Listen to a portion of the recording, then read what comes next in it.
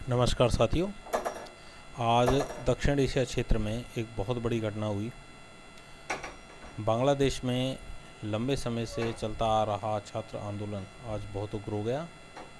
अवामी league की नेता और बांग्लादेश की प्रमुख शेख हसीना को अचानक से देश छोड़ना पड़ा।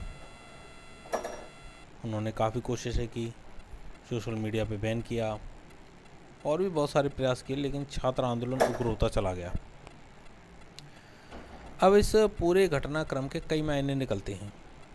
पहला मायना ये है, जो शेख हसीना सरकार ने कहा कि पाकिस्तान समर्थित संगठन जमात इस्लामी और उनकी प्रमुख विपक्षी party BNP Bangladesh national party, इन दोनों की मिलीजुली साजिश थी। इस तथ्य में कुछ तर्क भी निकलते हैं कि जो अभी बांग्लादेश में चुनाव हुए, उन चुनावों में भी बड़ी धांधली के आरोप लगाए गए थे। कहा गया था कि शेख हसीना ने अपनी पार्टी को जिताने के लिए चुनावों में बड़े पैमाने पर धांधली की है। उस समय पर बीएनपी के बड़े कार्यकर्ताओं को, नेताओं को जेल में डाल दिया गया था। पहली वजह। दूसरी वजह क्या निकलती है कि पाकिस्तान का बांग्लादेश के साथ लंबे समय से तनाव चला आ रहा है, और वो तनाव आज की देन नहीं है, वो तनाव 1971 की देन है। पाकिस्तान सरकार का, चाहे वहाँ कोई भी सरकार रही हो, चाहे वो परवेज़ मुशर्रफ की रही हो, नवाज शरीफ की रही हो, चाहे वर्तमान शहबाज शरीफ की हो, पाकिस्तान की हर सरकारों का ये इंटरफेरेंस रहा है कि बांग्लादेश में किसी भी तरीके से अनरेस्ट किया जाए, उसको अशांत किया जाए। इसका तीसरा मायना क्या है? इसका तीसरा मायना यह है कि म्यांमार से भागे हुए रोहिंग्या मुसलमानों को इंडोनेशिया, थाईलैंड, मलेशिया, सिंगापुर, किसी भी देश ने शरण नहीं दी, जबकि इंडोनेशिया में दुनिया की दूसरी सबसे बड़ी मुस्लिम आबादी रहती है। किसी भी देश ने उनको शरण नहीं दी, लेकिन बांग्लादेश ने उनको शरण दी। और उस शरण दिए जाने के बाद बांग्लादेश सरकार पर एक बहुत बड़ा दबाव चलता आ रहा था। एक और वजह से मामला संदिग्ध लगता है कि आरक्षण जैसे मुद्दे पर, जो कि केवल 50% से 56% हुआ, आरक्षण जैसे मुद्दे पर इतना बड़ा बवाल या इतना बड़ा उत्पात नहीं हो सकता। छात्र भी जुट गए, जो छात्र नहीं थे वो भी जुट गए, जिनकी पढ़ने की उम्र नहीं थी वो भी इसमें इकट्ठा हो गए। तो ये केवल मूवमेंट आरक्षण विरोध का नहीं हो सकता, इसमें और भी बड़ी ताकतें हैं जो इस मामले में इन्वॉल्व हैं। खैर, मामला जो भी हो, अब हम बात करते हैं भारत के हितों की। तो बांग्लादेश सुरक्षा के हितों से भारत के लिए सबसे संदिग्ध रहा है। बांग्लादेश के साथ हमारी सबसे लंबी सीमा लगती है, और ये सीमा तारों से रहित है।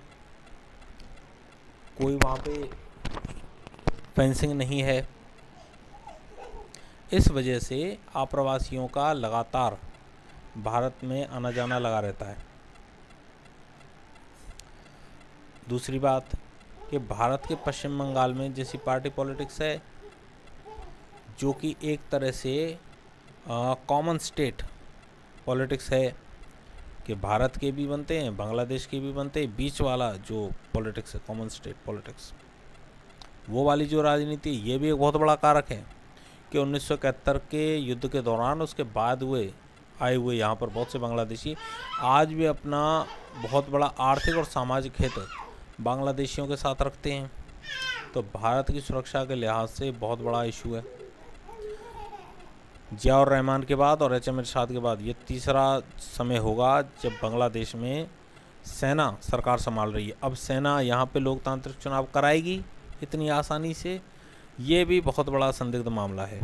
1990 में बहुत सारे छात्र मारे गए थे, तब जा कर के एचएम इरशाद ने जो है त्यागपत्र दिया था और बांग्लादेश में लोकतंत्र आया था। अब सेना ने वापस कब्जा कर लिया। अब सेना वापस इतनी आसानी से सत्ता छोड़ देगी, ये इतना आसान नहीं है। म्यांमार में आंग सान सू की अभी जेल में पड़ी हुई है, मात्र 4-5 साल का लोकतंत्र चला पाई, वो सेना वापस आ गई। म्यांमार से सटता ही बॉर्डर है बिल्कुल बांग्लादेश का, और यहाँ पर सेना आसानी से सत्ता छोड़ देगी, ये मामला बहुत बड़ा संदिग्ध मामला लगता है। खैर जो भी है, भारत के सुरक्षा लेजों के हिसाब से ये बहुत संदिग्ध इशू है, जिस पर भारत सरकार को बहुत सतर्कता के साथ चलना होगा, क्योंकि बांग्लादेश के साथ केवल दक्षिण एशिया के देशों के नहीं बल्कि चीन, अमेरिका जैसी जो बड़ी महाशक्तियाँ हैं उन देशों के हित भी यहाँ पर जुड़े हुए हैं। बंगाल की सीमा पर बंगाल की खाड़ी और वहाँ से होते हुए हिंद महासागर का रास्ता निकलता है, और इस वजह से ये देश भारत के हितों के लिहाज से बहुत महत्वपूर्ण देश बनता है। अब आगे जो भी होता है इस पे आप अखबारों में, न्यूज़ चैनलों पे पढ़ते रहेंगे, और हमारी भी कोशिश रहेगी कि हम आपको ऐसी सही सूचना देते रहें। धन्यवाद।